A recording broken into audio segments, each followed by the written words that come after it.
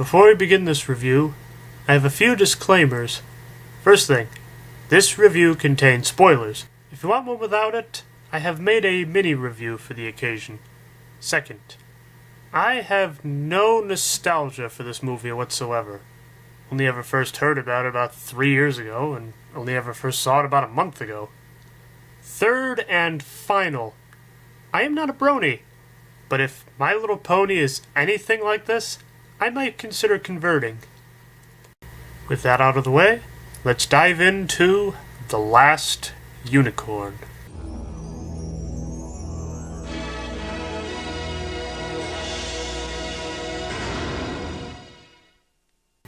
The movie opens by showing a forest.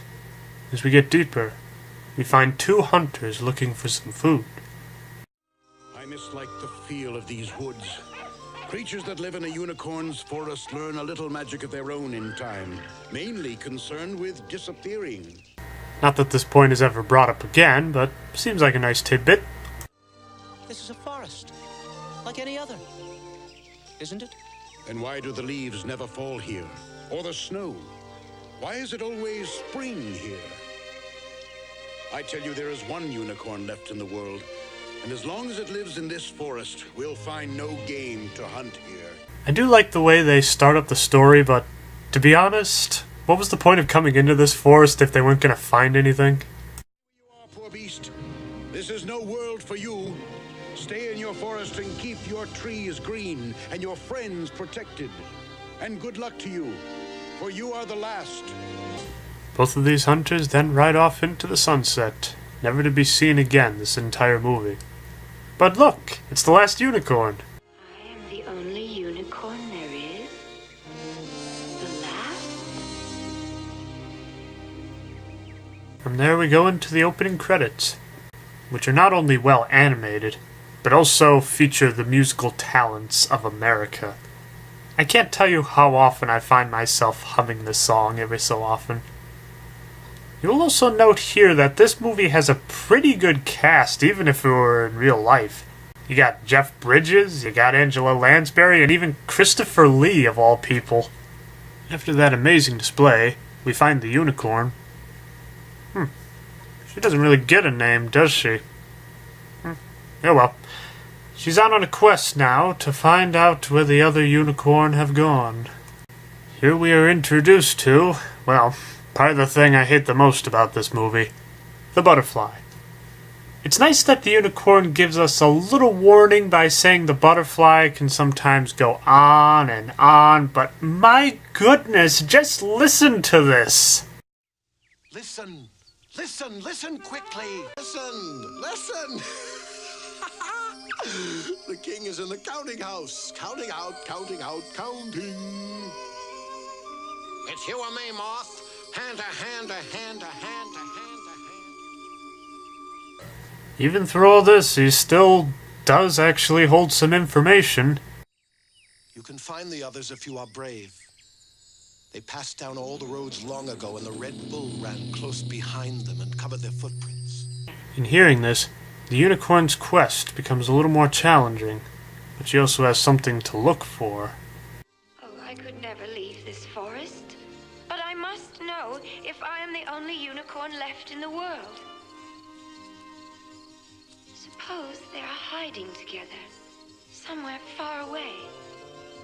What if they're waiting for me, in need of my help? One epic montage later, and we find that humans can't see unicorns anymore. Rather, they see a white mare. I don't know much about horses, but is a black horse a nightmare? Alright, I get that was a bad joke, but it's a legitimate question. Is a black mare called a nightmare? Actually, it was just a bad pun. Continue. On her way to finding the Red Bull, she is captured while sleeping by Mommy Fortuna. Now just what in hell was that to stop for? Wait a second, what is this movie rated? G?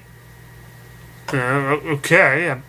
Well, after seeing how much blood was in Ben-Hur, another rated G movie, I'm convinced that G had a very different meaning back then. Mommy Fortuna wants to use her as a part of a carnival that showcases rare and magical creatures. With her magic, we find she is a deceiver. Most of these magic creatures are just illusions drawn up by her magic, the exception being the unicorn and a harpy. Here we meet Schmendrick, a wizard who can do magic, but not very well. He can actually see the unicorn as a unicorn. The unicorn and Schmendrick end up becoming very good friends. As such, the unicorn asks Schmendrick for a favor, to be free. He tries with his magic first.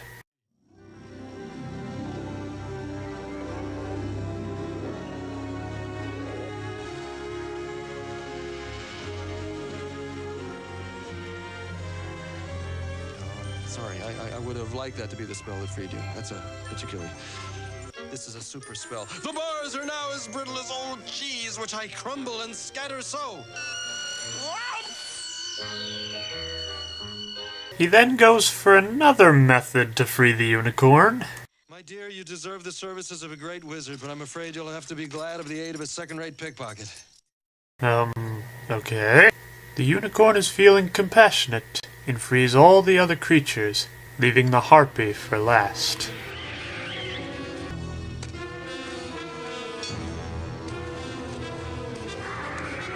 No, she'll kill you! Run, she'll kill you if you set her free!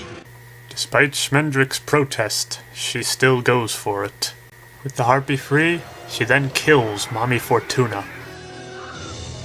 Though they don't show anything, it's pretty obvious that this harpy's ripping her apart as she's killing her. While the harpy is enjoying her meal, they're able to run. No, you must never run from anything immortal. It attracts their attention. Now, I don't know that much about medieval mythology, but that sounds like some pretty sound logic. Safely away, they discuss the events of the night before. I didn't want it to. I didn't know. She chose her death long ago. It was the fate she wanted. And you have no regrets, as I do. I can never regret. That theme of regret is something that's discussed later in the movie. That's why I made a point of it here. While in captivity, Mommy Fortuna talked about the Red Bull and something about a King Haggard. Both of these things the wizard has only ever heard in passing, but gives as much information to her as possible. What do you know of King Haggard? I have heard that he's an old man who rules over a barren country by the sea. Some say that Haggard's land was green and soft once before he came, but the minute he touched it, it became hard and gray. Tell me about the Red Bull. The Red Bull? Well, I've heard too many tales to tell you the truth. I've heard that the bull is real, that the bull is a ghost. Sorry. I'd like to see them put a joke like that in a modern-day kids' film. Actually, wait, that's pretty tame. The road to King Haggard's domain is very hazardous. Not even Mommy Fortuna would even venture this far. Schmendrick is captured by a gang of thieves. Luckily, due to his excellent people skills, a little use of magic, he's able to get most of them to leave. However, the head of the gang wants to keep a powerful wizard handy just in case. He tries his magic again when the tree comes alive.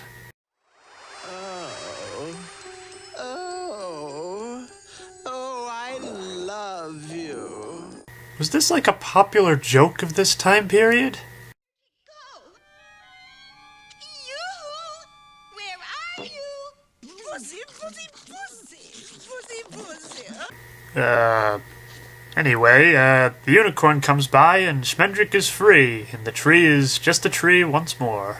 Before continuing on with their journey, they are stopped by one more person, Molly, the head thief's wife, who has been looking for a unicorn for a very long time now. Can it truly be? Where have you been? Where have you been? Damn you! Where have you been? One moment, I just have to check with something. Yep, that's what I thought. It's the rated G. Can you really see her? Do you really know what she is? If you had been waiting to see a unicorn as long as I have, She's the last unicorn in the world. it would be the last unicorn in the world that came to Molly Crew. After some convincing, Molly joins the group, and she says she knows exactly where to find the Red Bull. And no, it's not at 7-Eleven. Haggard's fortress. Don't get me wrong, this castle looks awesome, but how come all these movie villains have to be in the most run-down, dilapidated castle there is? We'll be there tomorrow if we walk all night. Where does King Haggard keep the Red Bull? I have heard that he roams at night and lies up by day in a great cavern beneath the castle. But we'll know soon enough. As they go to sleep for the night, they find what they're looking for. The Red Bull.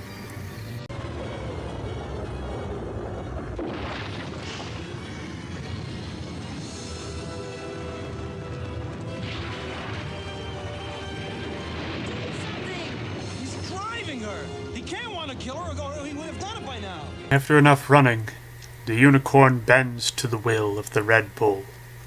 In a last-ditch effort, Schmendrick tries his magic once more. Amazingly, it actually works, and the unicorn is turned into a beautiful maiden, and the Red Bull disappears. Now, is it just me, or does it seem like she belongs more in an anime movie than in this one? Maybe it's just those eyes. I don't know. Well, the unicorn doesn't have her magic anymore. She has the perfect disguise to get into King Haggard's castle. Give your names. I am Schmendrick, the magician. This is Molly Grew, my helper. And this is the Lady Amalthea. Finally, it's been getting kind of boring just calling her the unicorn. Anyways, Haggard is no fool. He notices something very strange about who they call the Lady Amalthea.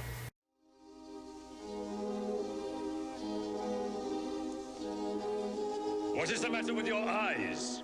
Why can I not see myself in your eyes? Just because you can't see yourself in somebody else's eyes doesn't mean there's something wrong with them. However, seeing an enchanted forest there is something pretty weird. All the same, the Lady Amalthea is treated as an honored guest, while Schmendrick is given the dubious task of making King Haggard happy. Molly mostly acts as a cook to the lady, as well as helping around with some of the daily chores. During this time, the king's son, Prince Lear, has taken a liking to the lady and tries many ways to win her affection, but to no avail. Your Highness, I really think you should try something else. But what's left on Earth that I haven't tried? Giants, ogres, black knights, terrible tasks, fatal riddles? All she wants to see is the unicorns again. As time passes, she becomes more human and starts to forget she ever was a unicorn. During this time, Haggard has a talk with her. It would appear that, indeed, he was the one who took all the unicorns. There they are. They are mine. They belong to me. The Red Bull gathered them for me one by one, and I bade him drive each one into the sea. Now they live there. And every tide carries them within an easy step of the land, but they dare not come out of the water. They are afraid of the Red Bull. Molly is able to find a riddle that reveals a way to the unicorns. Basically, they have to have a skeleton drink wine, and a way will be revealed through a clock.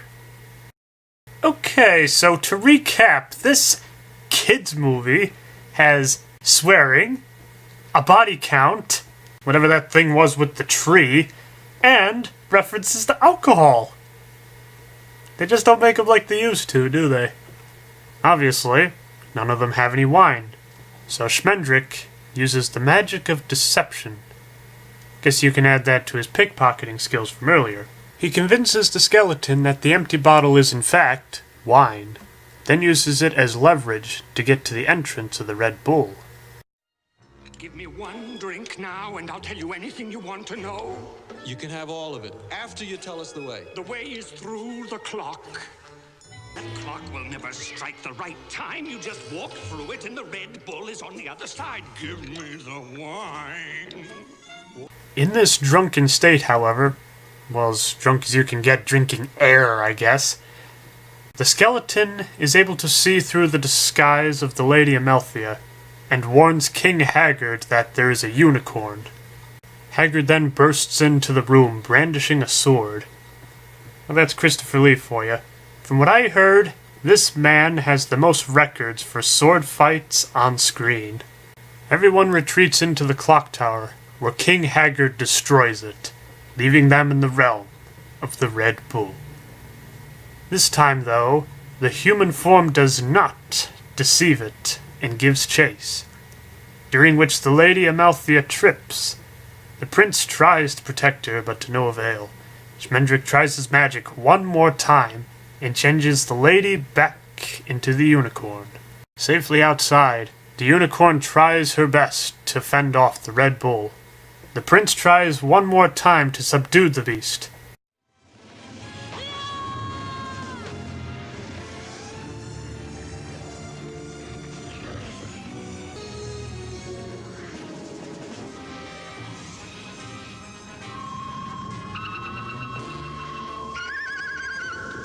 The unicorn fights the bull and pushes him into the sea. There, all the other unicorn join in, not only taming the beast, but destroying King Haggard's castle. The last! I knew you were the last! Probably wish you had a better constructed castle now, don't you? The unicorn then uses her magic horn to bring the dead prince back to life, then runs away. The prince will not give up until he finds her and tells of his undying love for her. No pun intended. Schmendrick and Molly go on their own journey. There, the unicorn appears to Schmendrick. Being human, the unicorn now has the ability to regret, as well as the ability to love, a trait no other unicorn has ever had before her. She says she is going back to her forest, where things might go back to normal. Though the forest will be the same, she will not.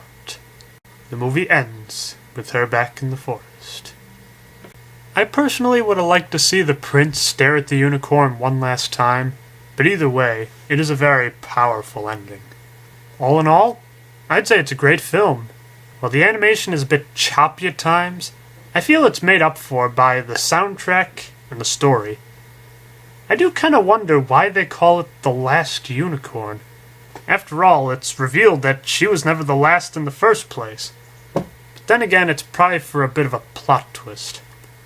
As far as a kid's film goes, I'd say it's pretty hardcore compared to some of the stuff that comes out today.